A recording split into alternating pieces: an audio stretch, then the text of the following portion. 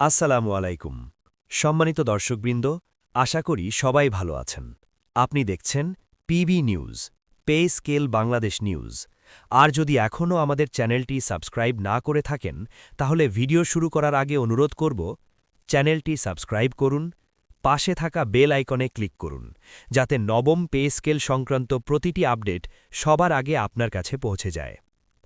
আজকের এই ভিডিওটি অত্যন্ত গুরুত্বপূর্ণ, কারণ নবম পে স্কেল নিয়ে আজকের সর্বশেষ ও চূড়ান্ত আপডেট। সরকারি কর্মচারীদের জন্য বড় সিদ্ধান্ত, বেতন কাঠামো, ইনক্রিমেন্ট, টাইম স্কেল কবে কার্যকর হতে পারে, কারা লাভবান হবেন, কারা কিছুটা পিছিয়ে পড়বেন। এই ভিডিওটি 1 ঘন্টার বেশি সময়ের, তাই অনুরোধ করব ভিডিওটি শেষ পর্যন্ত দেখুন। নবম পে স্কেল কি? প্রথমেই আমরা সংক্ষেপে বুঝে নিই, নবম পে স্কেল আসলে কি। বাংলাদেশ সরকারের সরকারি কর্মচারীদের জন্য যে বেতন কাঠামো নির্ধারণ করা হয়, সেটাকেই বলা হয় পে স্কেল। বর্তমানে আমরা যে বেতন কাঠামো অনুসরণ করছি, সেটি হল অষ্টম পে স্কেল। কিন্তু জীবনযাত্রার ব্যয় বেড়েছে, নিত্য প্রয়োজনীয় দ্রব্যমূল্য বেড়েছে, বাড়ি ভাড়া, চিকিৎসা, শিক্ষা ব্যয় বেড়েছে। এই কারণেই দীর্ঘদিন ধরে দাবি উঠেছে নতুন নবম পে স্কেল বাস্তবায়ন করার। আজকের সর্বশেষ আপডেট। এখন আসি আজকের সবচেয়ে গুরুত্বপূর্ণ অংশে। আজকের সর্বশেষ আপডেট। আজ নবম পে স্কেল নিয়ে একাধিক বৈঠক সম্পন্ন হয়েছে। অর্থ মন্ত্রণালয়, জনপ্রশাসন মন্ত্রণালয়, সংশ্লিষ্ট উচ্চ পর্যায়ের কমিটি। বৈঠকে যে বিষয়গুলো উঠে এসেছে: ১. নতুন বেতন গ্রেড কাঠামো, ন্যূনতম বেতন বাড়ানোর প্রস্তাব। ৩. ইনক্রিমেন্ট হার পদভেদে ভিন্ন হতে পারে, টাইম স্কেল ও সিলেকশন গ্রেড পুনর্বিন্যাস। ৪. পেনশনভোগীদের বিষয়টি আলাদাভাবে বিবেচনা।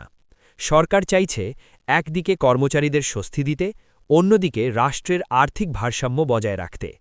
সম্ভাব্য বেতন কাঠামো বিশ্লেষণ। এখন আমরা সম্ভাব্যভাবে আলোচনা করব নবম পে স্কেলে বেতন কত বাড়তে পারে। ন্যূনতম বেতন।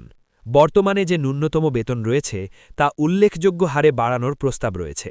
মধ্যম গ্রেডের কর্মচারীরা সবচেয়ে বেশি উপকৃত হতে পারেন। উচ্চ গ্রেড ইনক্রিমেন্ট তুলনামূলক নিয়ন্ত্রিত হতে পারে। বিশেষ ভাতা, বাড়ি ভাড়া ভাতা, চিকিৎসা ভাতা, যাতায়াত ভাতা, এই ভাতাগুলো পুনর্নির্ধারণের কথাও আলোচনায় এসেছে। ইনক্রিমেন্ট ও পদভিত্তিক পরিবর্তন। নবম পে স্কেল 2025 অনুযায়ী ইনক্রিমেন্ট হার পদভেদে ভিন্ন হতে পারে। এর মানে জুনিয়র পদে কর্মরতরা তুলনামূলক বেশি হারে ইনক্রিমেন্ট পেতে পারেন, সিনিয়র পদে ইনক্রিমেন্ট সীমিত রাখা হতে পারে। এই সিদ্ধান্তের উদ্দেশ্য বৈষম্য কমানো, নতুন কর্মচারীদের উৎসাহ দেওয়া। কবে কার্যকর হতে পারে? সবচেয়ে বড় প্রশ্ন, নবম পে স্কেল কবে থেকে কার্যকর হবে?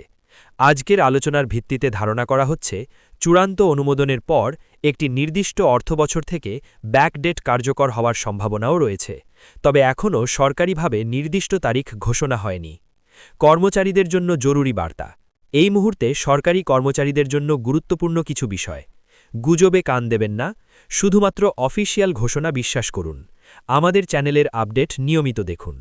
সবশেষে বলতে চাই, নবম পে স্কেল নিয়ে আজকের আপডেট সরকারি কর্মচারীদের জন্য আশাব্যঞ্জক, তবে চূড়ান্ত সিদ্ধান্ত না আসা পর্যন্ত আমাদের ধৈর্য ধরতে হবে।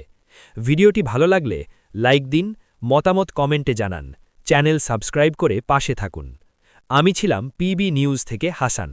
আবার দেখা হবে নতুন আপডেট নিয়ে। আল্লাহ হাফেজ।